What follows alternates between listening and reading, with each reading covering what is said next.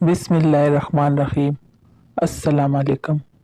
अगर किसी की उम्र शादी की हो और रिश्ता ना आता हो, या फिर मुनासिब रिश्ता ना आता हो, या रिश्ते में कोई रुकावट हो, तो वो रोज़ाना 21 बार सूरह तोहा पढ़े। इंशाअल्लाह ताला मुनासिब रिश्ता जल्द होगा। अगर कोई खुद नहीं पढ़ सकता तो दूसरा उसके लिए पढ़ ले और पानी पर फूंक मार के वो पानी वो शख्स पी ले।